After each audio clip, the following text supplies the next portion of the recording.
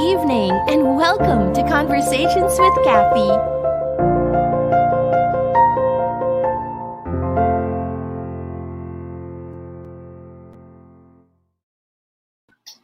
Hello, everyone. It's a Friday, and it's not a good evening, but rather a good morning. We are having a very special episode today, which, as you can see, we are streaming live both on Facebook and on YouTube. We're doing this because, like I said, it's an extra special episode, and we're going to be airing this show again this evening.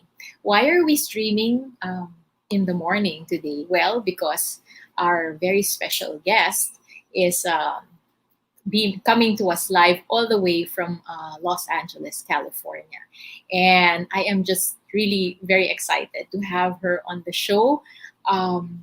She has done such excellent, wonderful work in the field of grief and loss and bereavement. And she has so much to share. I've been a long time fan of her. I finally got to meet her in LA last December 2019, when the pandemic was like, we never thought that 2020 would come out this way, right? And she was still in the process of finalizing her latest book. So without further ado, I would like to bring in our very special guest for today, Ms. Hope Edelman.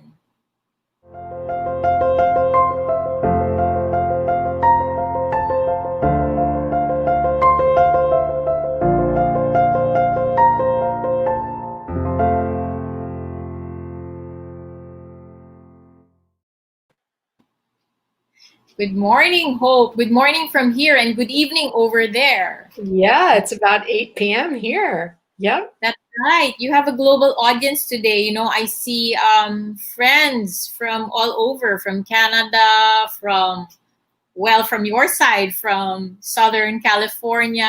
See? So, and then, of course, a lot of our friends, a lot of your new friends from the Philippines. So we're all excited to Terrific. We're all excited to hear about you and to hear about your latest book, The AfterGrief. So I guess we should start. Maybe you can share a bit about your journey, Hope, from writing Motherless Daughters to The AfterGrief. Sure. Motherless Daughters first came out in 1994, and that was a book about the impact of early mother loss on daughters, very specific to women who lost their mothers.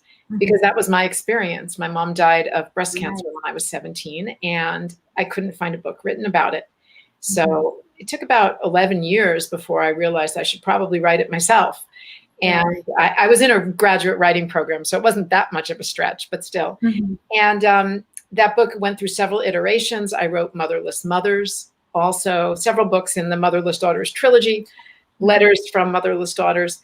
But The AfterGrief is a book that I think of as Motherless Daughters for grown-ups, but also for a much wider audience, because this is a book for anybody, male or female, who lost anyone close to them in the past. And by past, I mean 5, 10, 20 years, long beyond the point when we're told grief should still last. It turns into something else, but it doesn't go away entirely. And we don't realize that until we've lived decades beyond a loss. So that's how The AfterGrief came about. And it was just released a few weeks ago in the US. That's right. Just this October, right? So, and I know the book is available on Amazon as a Kindle version or as the actual book, and it can also be available on Audible, right? So, that's the version that that's the version that I'm reading. I mean, listening to right now. Yes. Right. So, can you tell us a little more about AfterGrief? What can people look forward to in the book? How many? I know you interviewed so many bereaved children, actually, or people who were bereaved when they were in childhood. Right. Well, there's a strong emphasis in the book on adults who were bereaved during childhood, meaning during the childhood years or the teen years, or even into their early to mid 20s. But I do interview people who had losses during adulthood as well. But I was looking at the people who've carried their stories of losses for the longest time. And those people would be the ones who had lost somebody when they were very young. So it tended to be a parent, a sibling, or a close friend, sometimes a romantic interest for the teenagers. And, and I found some surprising results, and then some things that, of course, I knew from working with motherless daughters all the years, over the years. But what I found was that this thing that we call grief does turn into something else, which I call the aftergrief. And that persists really for the rest of our lives in one way or another. It's a much more enduring process of adaptation and adjustment and resurgences of grief, around anniversaries, holidays, what are called age correspondence events, like when we turn the age our parent was when they died, or when our child turns the age we were when a sibling or parent died. And so it really is a lifelong process. It is, yes. And you describe in the book new grief, old grief, and new old grief. Right? Would you give us a brief description of what those, 3 types of griefs are? Sure. Well, when I was listening to people's stories about their adjustment to loss over a lifespan, I really heard them talking about what I identified as 3 different kinds of grief. So what I call new grief is what we feel right after somebody dies, or right after a major loss. Doesn't always have to be a death, but and that's when we're feeling numb and we're in shock and we're feeling despair and we can't sleep, or maybe we can't eat, or we're eating too much, or we're sleeping too much, or we're depressed, or we're anxious, all of those acute grief symptoms that are connected to the absence of that particular person. That's what I call new grief. It's very person specific or situation specific. What I call old grief is when a loss from the past reappears in the present. Generally, we have some kind of trigger. And like I said earlier, it might be a calendar date, or Mother's Day, or Father's Day, or the 10th anniversary of somebody's death, for example. Death anniversaries are known triggers. But sometimes it comes completely by surprise in what the book calls sneak attacks. And that's when, those are typically sensory triggers, like when we smell a perfume or we hear a song. And it just kind of throws us back in time, and we're sort of re-experiencing some of those feelings of loss, either emotional or somatically. And then there's the third category, which I've divided out from the others, which didn't happen very much in the literature to that point, which I call new old grief, which is when an old loss shows up in your life in a new way.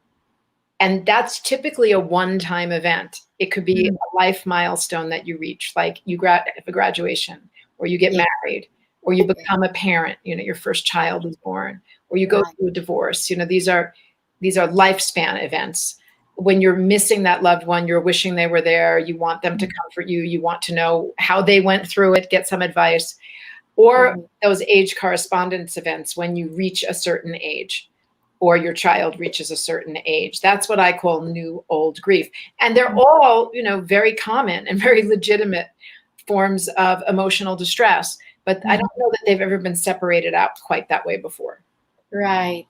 So what would be like for you, for example, what would you describe as a new old grief that you went through?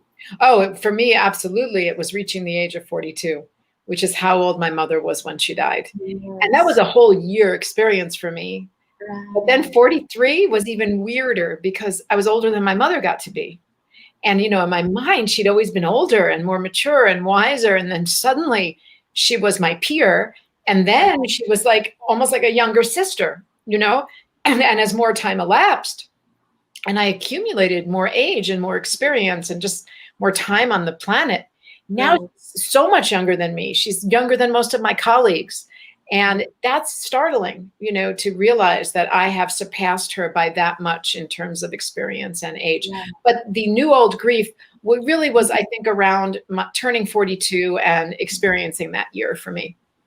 Yes, I fully get that, because is there a specific label to that phenomenon? Because I felt the same thing exactly when I turned 50.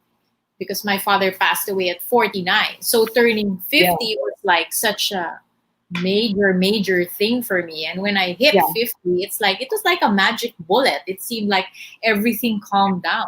That was like my general feeling. Well, we realize we're not going to die at 50 like our parent did. A lot of anxiety comes up especially around same-sex parents, if they died of a disease that could potentially be hereditary or could show up. I see it also, though, among men and women whose parents died or siblings died in car accidents, for example. They're just afraid they feel extra vulnerable that year. They're identifying with that person. They're afraid that history might repeat. It very, very, very rarely does. But that doesn't keep us from being afraid that it will. And in some cases, honestly, I didn't want to get breast cancer, like my mom did, of course. I have lots of friends who are breast cancer survivors, so I have many, many positive models for experiencing that. But I do remember, this I didn't expect, actually.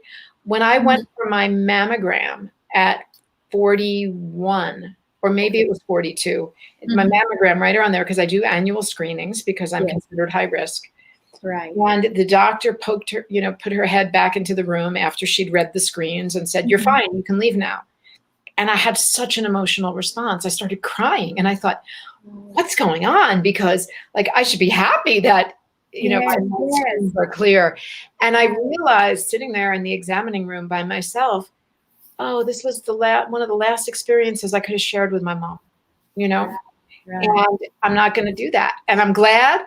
And I'm also really sad about that. So it was very, very mixed emotions. We can have two emotions at the same time.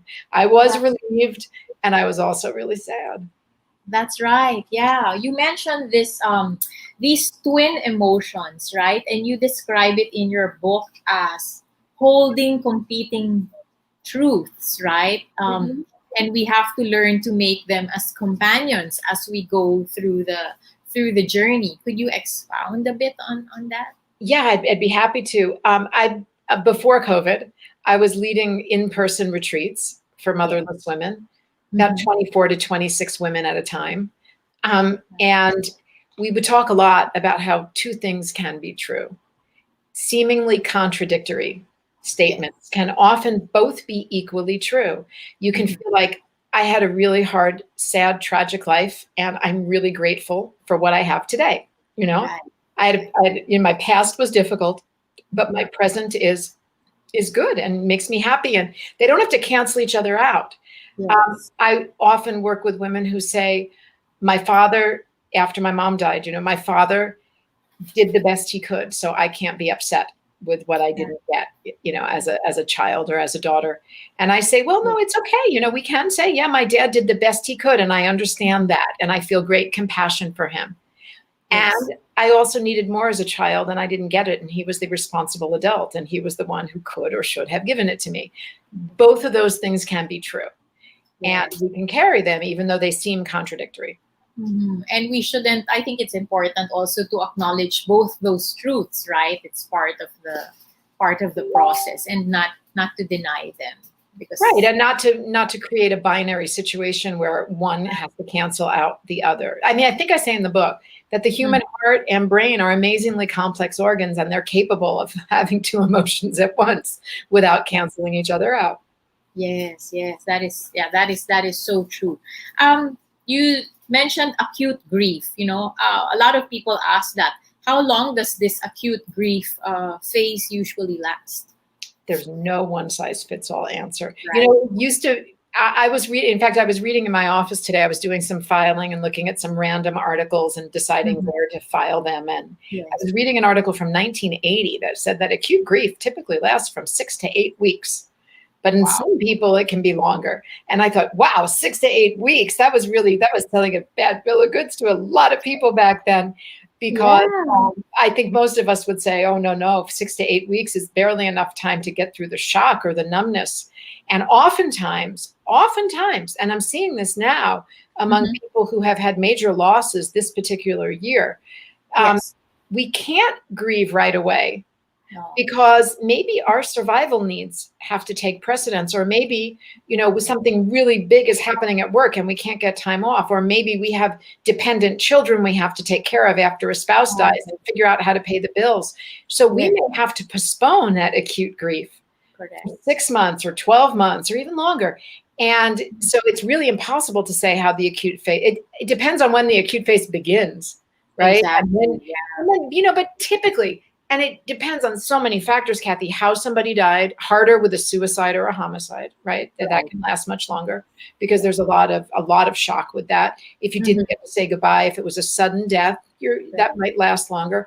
Who died, what the relationship was like, your culture, your religion, what kind of social support you had, what your family system is like, all of those factor in. I would say generally it's anywhere between 6 months and 2 years. And that's a pretty wide range. But people typically know when they're starting to come out of that acute grief phase and just settling into what I call the aftergrief, which lasts for the rest of your life, which is where you get back to optimal functioning and moments of joy return and laughter comes back, but you're still going to really miss that person and have those surges or spikes of grief from time to time. That's right. Yeah, that is true.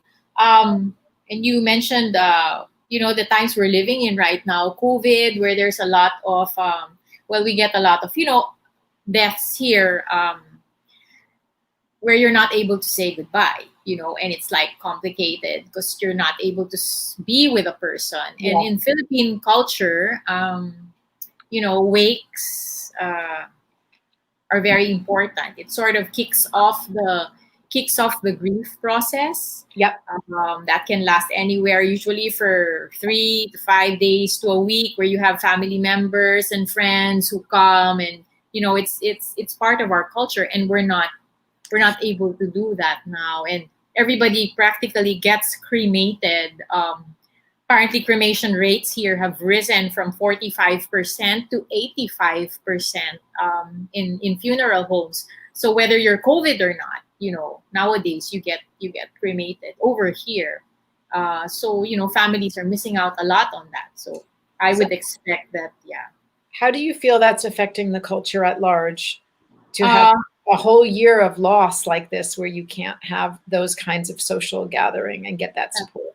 That's right. Yeah. So what happens now is some families have opted to just bring the urn home and save the ceremonies for a future time when people are able to gather and come together. But that's not for all families. I mean, some families, they just decide also to inner the cremains. So that in itself, it kind of will lack something. So we're going to see a lot of grieving and mental health issues, possibly even way after the pandemic.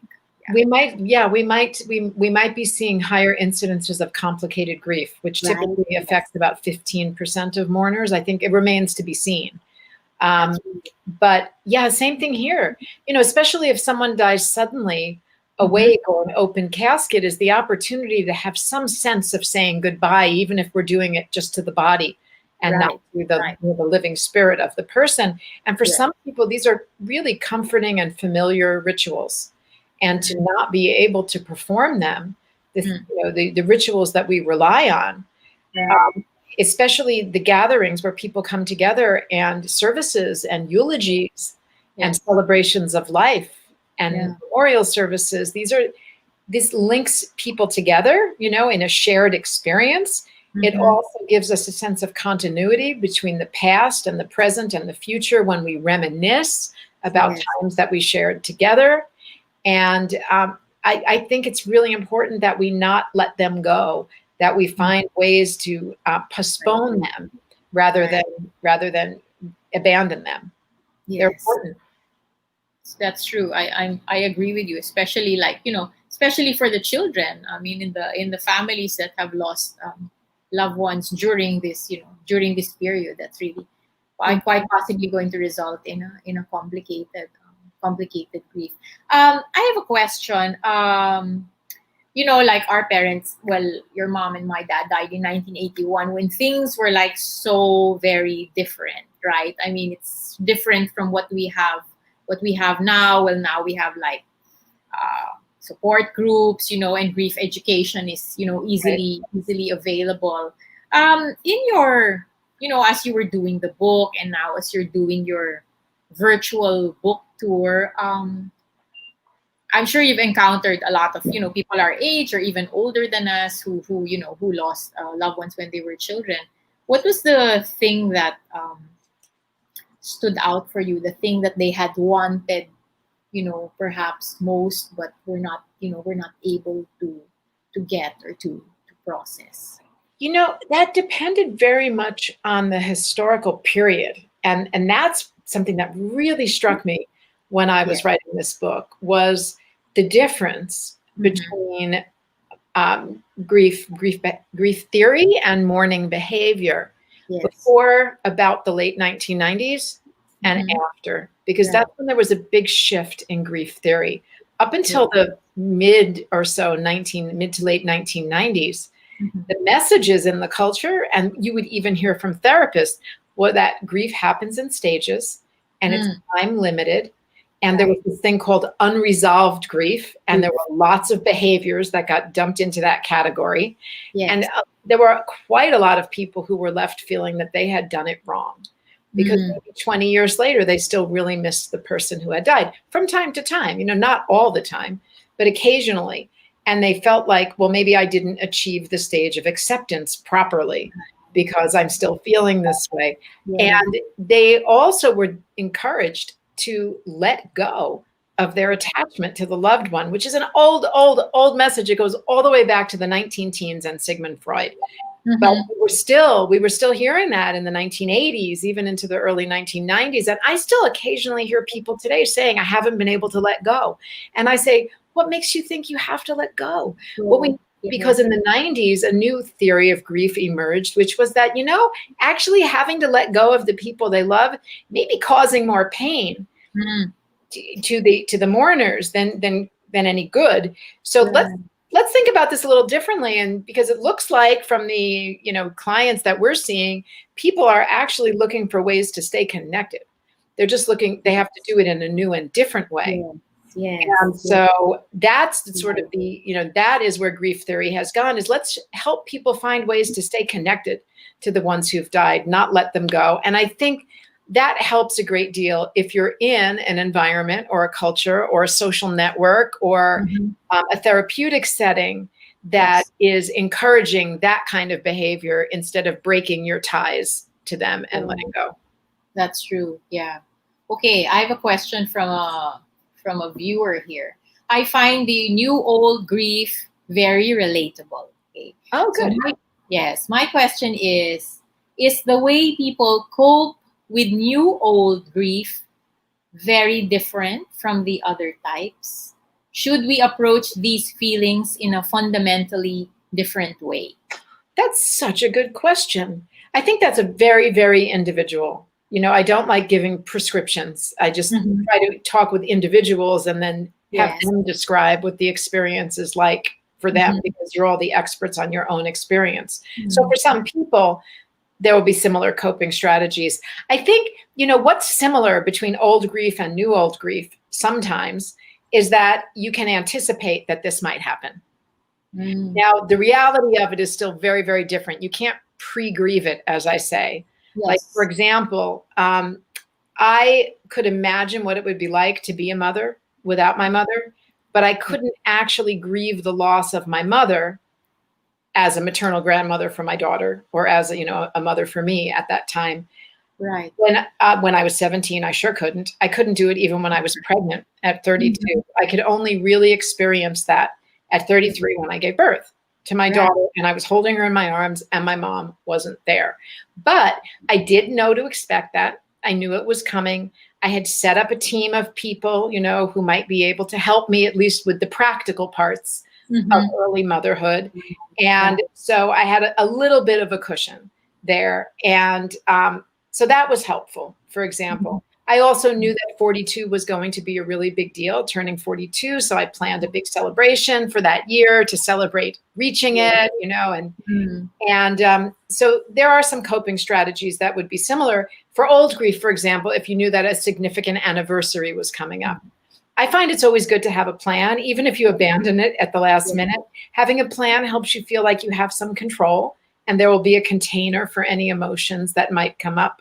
I also find that anticipating an event is often worse than experiencing the event itself. That's true in so many areas of life. But so those coping strategies are the same, but it really, really depends on the individual. Yes, it is. That's true. It's a case to case basis, but you gave a very good explanation of it. Okay. Another question. What about grief you didn't even know you had or are carrying? Is it a kind of new old grief since you are just suddenly recognizing that it has been there? Oh, I'd say that's probably just a postponed grief, maybe, or a grief that went dormant and has been reactivated. Maybe a dormant grief is a better word. Right. And then it gets reactivated later. So if it's the first time that you feel that you're getting in touch with the emotions around a particular loss, I would call that new grief. Because like I said, new grief may not happen. New grief and acute grief are often, the same thing. And as I said, that might not happen right after a loss for all kinds of reasons. Also, if you're a child when someone dies, you may not even know what happened or understand what death means. So it's not at all unusual for a 5-year-old to lose a parent or a sibling and not grieve for it until they're a teenager or even later, when they really understand that either the facts of what happened or can understand abstractly and existentially what it meant in a way that a 5-year-old just couldn't. So it's very, very common among children to not have a grief response at the time and to experience it later. That's right. Yeah. So, okay, let's stay with that. Let's say, for example, do you find this, or did you find this in your interviewees, that those who lost, their parent, like let's say very early on in life, between the ages of 5 to 7, and to your point, you don't quite really grasp the full impact of it, and then they grow up, and then you hit midlife, okay, you're in your 40s, and suddenly it's like, an avalanche of feelings, and you're grieving it for the first time. Well, that will often happen if you have a child who turns 5 years old, for example, or if you reach the age your parent was, because then that new old grief can reactivate some of that past grief that happened. These are not mutually exclusive categories, right? Yes. Because sometimes we will lose a second parent and it will reactivate grief that we didn't process at the time for the first parent. So we can have new and old grief happening, simultaneously. That can happen. Yeah. Okay. All right. Okay. Let's visit traumatic grief in childhood. Okay. What have you found? Is there what is the best way to help a child, who has gone through a traumatic grief in childhood? What would be the most important things to remember?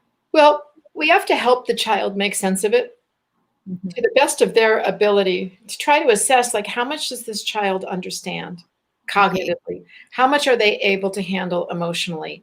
And I can't say a 5-year-old understands this and a 7-year-old understands this, because every kid is different, right? Yeah, but if it's your child or a child that you spend a lot of time with, like a niece or a nephew, you can probably assess, where that child is on a developmental scale. And you want to meet the child where they are. So that, and try to assess what kind of understanding they have, because they're going to try to make sense of it in their childlike mind. And if you don't help them, they will often connect dots in ways that make sense to them, the way their little brains work, but have no bearing in reality. There's a story in the book about a woman who was, I believe, 6 years old when her father died. And he died on the day that her school held their Halloween parade. And she had gone off to school in the morning dressed like the devil. And she came home and her mom told her that her dad had died that day. And she ran outside and threw the costume in the garbage, because in her little mind, her dad had died because she had dressed like the devil. And she, even when she was old enough to understand that that's not how, circumstances unfold, she was still carrying, some of that guilt and needed to work on it later. But you can help a child later at different developmental periods. You want to also assess if a child is really traumatized and in need of professional help. If they're not sleeping, if they're bedwetting, if they're, acting out behaviorally, if their grades plummet for an extended period of time. And what's known about traumatic loss is that oftentimes we have to stabilize the trauma in order to be able to access the grief. Otherwise, every time we miss the person, we bump up against the trauma first and we have a trauma response and we back away because that's too really disorienting and destabilizing to go through alone. So with therapeutic help, with a trauma-informed counselor, if we can stabilize the trauma and work through that, then we can get to the grief and work through the sadness and the longing for the person who has died. And the same is true for children, although children tend to not stay in the, the emotional expression of grief for very long. Right. They'll feel the pain and then they'll back away and they'll play for a while and then they might have a moment. They can't tolerate staying in that state of acute grief for as long as an adult can. So we understand now much more about how children grieve. But back in the 1950s and 60s, it was assumed that children grieved like adults and there were no special programs or considerations for them. And now we realize how misguided that was. Yes. How do you best support, let's say, a child who is not yet ready to fully acknowledge, the grief? Maybe I'm thinking probably let's say a 12-year-old who's not, or a 10-year-old who's not ready. Well, I mean, again, that's a really individual question. We'd need to know more about that child who died, how they died, what the relationship with the loved one was like, what the child's temperament is like, what their past experience with loss is like. All of those are factors. But I firmly believe that everybody grieves to the best of their ability at any point in time. And sometimes that ability is very, very limited. And that child may just not have much tolerance for grief at the moment, maybe feeling guilt inside, maybe is not a particularly sensitive personality. Some kids emote more than others.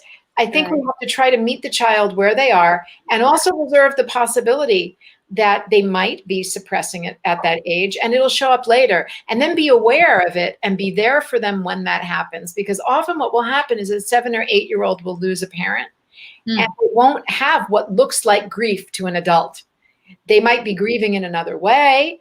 If they're boys and trying to be men, and trying to be all grown up, they will often grieve in ways that women don't recognize or understand, like through building things or problem solving or trying to fix things or, be helpful around the house and fill the father's role. If it's a dad who died, that is a form of grief that doesn't look like what we think grief should look like. So we think they're not grieving. But we also need to be aware that maybe that 7 or 8-year-old, for example, won't have a grief response until 13 or 14. And then they'll start acting out and we'll think it's behavioral, or we may not connect it to something that happened when they were 7 or 8. So educating ourselves about children's grief is the best way to help a child after a loss.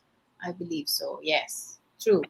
Okay. Can a new grief make you realize that you have been carrying an old grief you didn't even know about because you were too young when the old loss happened? Will that old loss be considered a new grief as well? It could be. Yeah, that's a really great question. And I wouldn't get too hung up on the labels, but I would say, yes, a grief in adulthood can reactivate feelings of grief from childhood that weren't processed at the time. And they may have not been processed because you weren't emotionally or intellectually mature enough to face it. And by the time you were, there weren't adults around you to help support you in that activity or that quest. So that's very, very common. Yes. And, I hear people say sometimes as adults, I just experienced this loss as an adult and it feels like I'm losing my mother, father, sister, brother all over again, but they died 30 years ago. What's going on? Yes. And I say, well, some of that old grief is being reactivated by this new loss, or maybe you're grieving for them for the first time. Now that can happen too. Exactly. Yeah. Okay, this is a specific question, but good to get your thoughts on it. How can you help your son cope when he loses his twin at 21 while celebrating their birthday? Oh gosh, that's like a triple whammy, isn't it? Yes. It's an early loss of a sibling, and then that's a twin, and then it happens on their birthday. So I think, there's just general bereavement, advice, which is this is going to be really hard, and educate yourself about how boys grieve. It's different than girls, certainly. I don't know if the person asking the question is a male or female, but also whether, even if you're the same sex, this child's grief may look really different than yours. This is going to be a lifelong process for them. So expect it to come up over and over again. But in time, I don't know how recently that loss occurred. Did it say? I didn't hear. But I'm thinking this is about 2 or 3 years ago. Okay. Well, that might be time then to consider ways to help that relationship continue in any way that you can support that. 2, 3 years is about time that can start happening, which is to tell stories about their childhood together, have pictures out. Now, they might resist at first. The twin might resist. The surviving twin might resist. That's okay. If they're not ready, then they might be ready later. But we're looking for ways to help support them in having whatever kind of ongoing relationship is meaningful and important to them, and the closeness of twins, the shared DNA, the shared history. It's a very, very specific and special kind of loss, not uncommon, but more rare, right, than other forms, especially if it's an identical twin. That's even compounds the loss. Yes, that's right. It makes it more difficult. What are the reasons that one feels stuck? You always hear that term, right? Oh, yeah. There's so many reasons that we can feel stuck. I have a list in my office of the 12 main reasons that people feel stuck. Okay. And one of them is that we haven't found a way to carry that person forward. So we're still in relationship with them in the past. And so if you're a child also, what I hear often from adults who were bereaved as children is I feel like a piece of me got stuck in the past. Not all of me. Just a couple pieces here and there. And sometimes that's because if you didn't have a parent to help you master some of the developmental tasks of childhood or adolescence, and you had to figure them out on your own, those pieces of your development might still be immature. Yes. And that's what you might be feeling, that those pieces of you didn't get to grow up the way it did for other kids. It also may be that you developed survival or coping strategies as a younger person that helped you get through a loss at that time, but aren't serving you anymore. But they're so familiar and habitual, and they may even feel like part of your identity. The one that I see most often there is independence. Because often if a parent dies, you just learn how to take care of yourself in a different way, and you can become hyper independent. But maybe later in life, that doesn't serve you so well in your relationships or in the workplace, to try to do everything yourself or insist on or feel like you need to do everything yourself. And you start feeling stuck because you don't know how to change it. So there are all many different ways, but those are some of the big ones. I think. Thank you, Hope. What about this? And I know this is not correct. We often hear, in funerals when a parent dies, if let's say it's the father that passes away, and you tell this little boy, oh, you have to be the man of the house now, because you have to take care of your thoughts. Right. Well, boys are often told they need to be the man of the house. What does that mean? Really think about it. What does that mean? That now they have to be the husband to their mother? That now they have to go out and earn the income? I mean, really, what does that mean? Right. And girls are often told, now you need to be the mother to your younger siblings if you're an older sibling, right? That's called parentification. And it's really damaging to a lot of kids. I mean, sometimes it can help a child achieve some feelings of competence and responsibility. It's not exclusively a bad thing, but it often places an undue burden on that child because a little boy cannot be the man of the house. He cannot fulfill his father's role. And a sibling cannot be a mother to their siblings. They can help with childcare. But if they're expected to be the mother to their siblings, and that's what the siblings expect, excuse the sibling relationship. So that's not fair to place on a child, but I can't tell you how many people hear that. Yeah, is that you've heard that too? Is that common in Filipino culture also? Because in America it happens still all the time. Yeah, still, it's very common here. So it's oh my God, poor 10-year-old is suddenly burdened, right? What do I do? I'm not allowed to cry, and all that. And right. I mean, what kind of attachment do we have to a patriarchal system that we would tell a 12-year-old boy, you need to be the man because every house has to have a man in it? It puts a lot of pressure on the kids. It is, yeah, too much. Okay. All right. So I like what you said. A major loss gets folded into our developing identities. Yeah. And you also said in your book, the stories evolve, right? Our stories evolve and change as we move into adulthood. Right. Well, Yes. as we accumulate experience and insight and wisdom, we're going to look back on that loss in different ways. Right. It's interesting. I was having a conversation just yesterday with two friends from summer camp. Years ago, I went to a sleepaway camp in Connecticut. Okay. And we were talking about doing like just a one-time special event around the book for all of the friends we knew back then in the 1970s and 80s who've passed away. Like having just kind of like a celebration of life and coming together and remembering all of our friends. And so, in that, somewhere in there, I think was the kernel of something that we could do that would be really healing.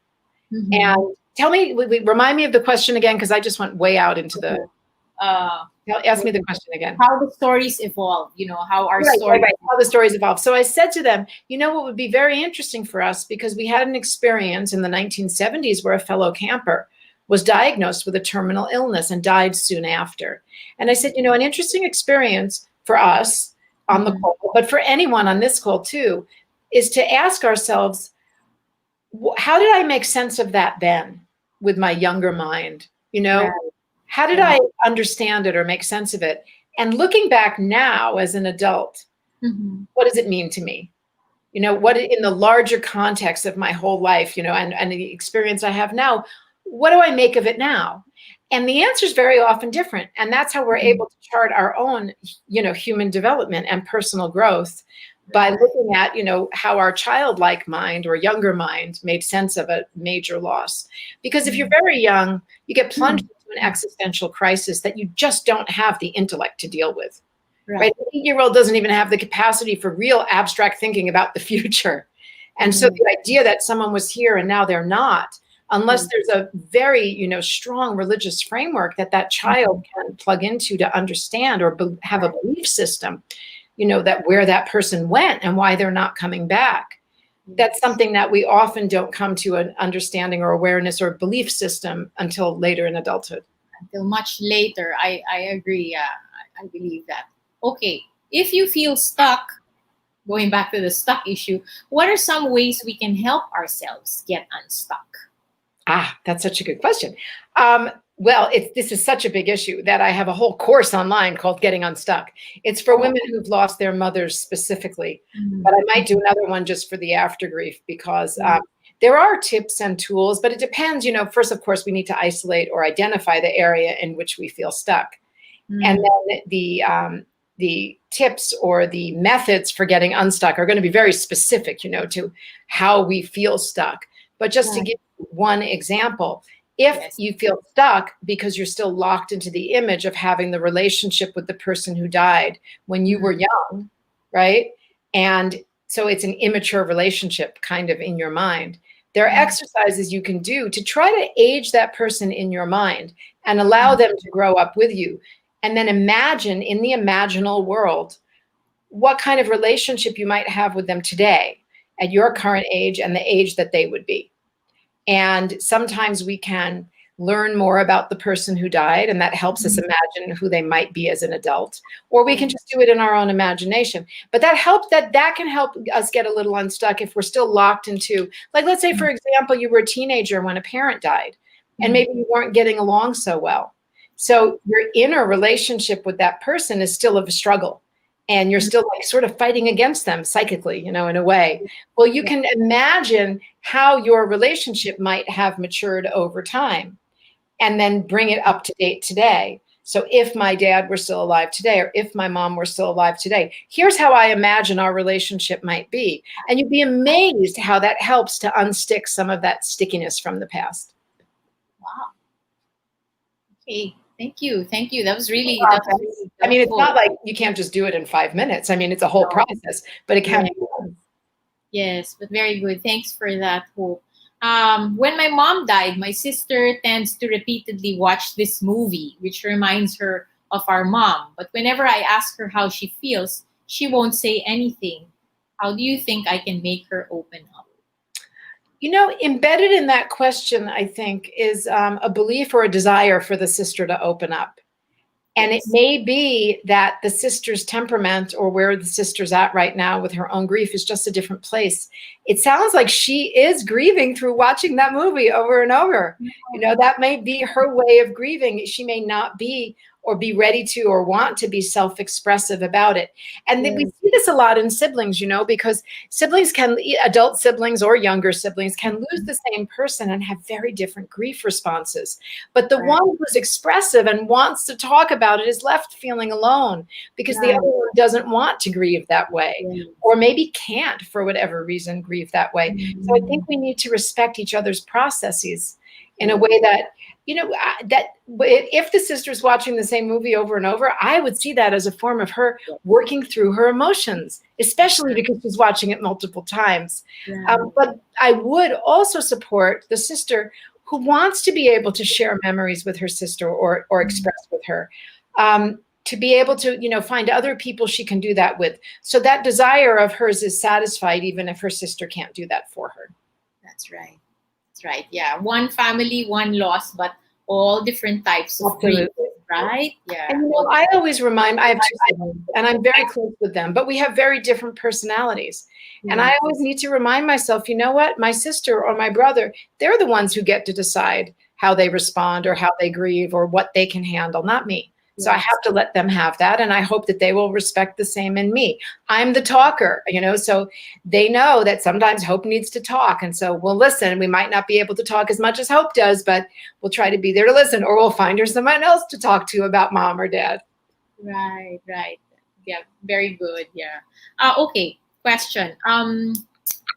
Let's say a child, or a family had a traumatic loss. Let's say the parent died through murder or something like that, or and there are many unanswered questions. That then the children grow up and they're never able to find the answers. How do you come to a place of peace and acceptance? Well, I write about this in, I think it's chapter 8 or 9. I have a chapter here that's called 6 Exceptions in Search of a Narrative. It's chapter 9. It's when the story that we need to create to make sense of a loss doesn't feel complete because we don't have all the details. Like maybe we don't know, who the perpetrator was, or we don't know what happened, or we don't know what the parent was involved in maybe, or maybe it was just so random and, there were no witnesses, right, in terms of a homicide. So often happens with a suicide also. And then we can get caught in the loop of relentlessly looking for the answers. If you're a child, of course, you are then dependent on what the adults around you either know or are willing to share with you. Right. Sometimes the adults around you do know the answers, but they keep it from the children. And so the children make up a story that makes sense to them, like the little girl with the devil costume. Right. But later in life, they might uncover details, or adults might decide to tell them when they're older. And then your story is going to shift and change, and you have to decide, are you willing to allow that to happen? Because you may have created a certain identity for yourself or for the family or opinion of your parent based on the story that you created at first, and shifting that story, may make you think differently about the parent or differently about yourself. But I think you need to be, especially if you're going on a search for details, you have to be prepared to find things that might, be a little alarming or maybe, completely unexpected or surprising. And then you have to decide, am I going to accommodate that into my story and, find a way for that to fit? And there may be a period of time where, you struggle a little bit with that, trying to figure out what it means now, because what it meant before is a different story. That's right. And so, it can be result in a different type of grief, right? And this is why grief never ends. This is why grief, in a way, is it correct to say, would you say that grief never ends? No, I wouldn't say that, because that sounds like we're grieving forever. I really reserve grief for that first year or two. I would Yes. say we are adjusting to the loss for the rest of our lives. But I wouldn't say we're grieving, because there's a cultural idea of what grieving looks like. That it's painful, that we're crying, that we are Mhm. emoting, that we are longing, that we are pining, that we are yearning. And Mhm. that does not, that comes and goes throughout a life. Right. But I can go 2 or 3 years without having a grief spike about my dad died 16 years ago now, my mom 39 years ago. And it still sometimes blindsides me, honestly. And I'll just start crying in the car because a song comes on the radio. But that is rare, maybe Mm. it happens Mm. once a year, or, Right. once every 3 years. Right. I'm not in a constant state of sorrow, but I Mm. am always aware that they're not here. And I always miss them at some level or another, and wish that they were here, even though at this point, they'd be well into their 80s. I wish they'd Yes. still be alive, but the likelihood that they would be is growing less and less. Actually, my father would have turned 90 this year. Yeah. Wow, it's a milestone year. Okay, why are milestone years more difficult? I I think find they that. just have a significance. It's a way of marking time. Certain Mhm. numbers have a real weight to them, and it reminds us, wow, it's been 20 years. Yes. There's a kind of a gravity to that. That's 2 whole decades, right? That someone hasn't been here. Another significant transition, and I hear people talk about this a lot, is Mhm. everyone seems to be aware of when they've lived longer without a parent than they did with one. Right? So my mom, I was 17 when my mom died. So when I was 34, I'd had as many years with her as I did without her. And then when I turned 35, I had more years without her than I did with her. And I thought I was the only one who played that kind of mental math. But when I was interviewing people for the AfterGrief, we're all doing that. We're all thinking about that. I even met a number of women, a number of people who said they calculated when they had outlived a parent to the day on the calendar. Like, my dad lived 48 years, 3 months, and 14 days. And so I marked, so I would know when I lived that amount plus 15 days. So that was the day I lived longer than my father. These are just significant markers for people. But I think in some ways, they're also achievements. They're not just markers of sorrow. Some it's like, wow, I've managed 20 years without that person in my life. Yeah. Right, right. That is, yeah, that is so true. And last two points. You mentioned something earlier about, like, you were 17, right? You were 17 when your mother passed away. I was 16 when my dad passed away, and I had a daughter. I was like, when she turned 16, it was like I was like really watching. I found myself watching closely. Really? What were you looking for? Oh, she's now at the age that I was when my dad died. So it's like it sort of like brought a flood of memories during that whole year that she was 16. Did it make you think that you at 16 were older than you thought or younger than you remembered? Older than I thought, actually. Really? Oh, that's interesting, because when my daughters turned 17, I looked at them and I thought, wow, I had to shoulder so much at 17. And I really was young and still dependent on my parents, because I wouldn't say my daughters were dependent, but they still needed me for so much, and they still relied on me, and I was really in many ways a real anchor for them. And I realized what I'd lost at 17, and that was very emotional for me. Right. Yeah, it is these markers, right? These markers that are all a part of our after grief. And you know what? I've started to like read through. I'm going to read through your book again and listen to it again. But there was something you described early on in the book about you had a crystal vase in your living room. Yeah. I was very touched by that. I said, wow, it's like you have this daily connection with your parents. I do. I put white daylilies in it every week. I put a fresh bunch, and they're down on my dining room table in that vase right now. It's the one that my parents got as a wedding gift in 1960. Wow, yeah. So that is like, and I'm sure you feel the connection, right? I mean, every day, each time that you place the flowers in the vase. So Oh, I think about them every time I look at that vase. Yeah. yeah, so it's good to have that, right? Like a tangible. I mean, it's a good thing to have if you were, like a bereaved child. Like I keep my father's letters, Mhm. from If from the time that he took a long trip. This is about a couple of years before he passed, and so I keep it to this day. I mean, I like preserve it and keep it and look at it actually from time to time, and yeah, it provides a connection and a comfort. Yeah. yeah, if we have those kinds of artifacts, yeah. Right. Hope, thank you so much. I mean, we had a full hour. I wish we had more Yeah. time.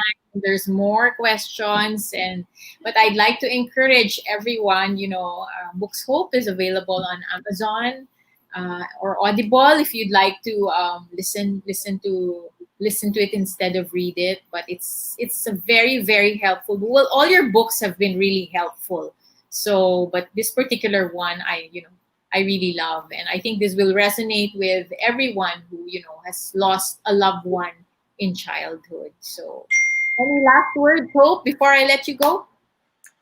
No, I just want to say thank you so much. And I see that you put on the screen the online program that's starting on this Sunday that anyone can sign up for. It's just at theaftergrief.com. And Cathy, I couldn't be more pleased to have done this hour with you. It went so fast, didn't it? Yes, it did. Really, we had so much to talk about. So thank you for Super. introducing your viewers to the book. I really appreciate it and the ideas here. And thank you for all the excellent work that you do. Thank you so much for giving us your time. And I'm still hoping to get a Motherless Daughter group up and running here, because I know you have them all over the world, and now might be a time, perfect time to do it. Maybe we look at it in 2021 or an AfterGrief group. We're going to be starting those too. And that way, okay. Yeah, that way it can be for anyone who has a loss during childhood. I would love that if you're gonna start that. Yes. We'll talk. Yes, definitely. I'm like super invested in that AfterGrief group. Yeah. Okay. Take care, Hope, and keep safe. And yeah, we're so grateful to have you tonight. Thank you so much. And this, for those who are watching, this episode will be up. It will stay on YouTube. So if you'd like to share it with those who were not able to join us tonight, we have had so much helpful information here that we have to share it. We must share it with others. So thank you so much, Hope. I hope to see you when the world is before long. In person. Yes, definitely. Okay. Take care and good night. Thank you, everybody. Thank you. Thank you so much.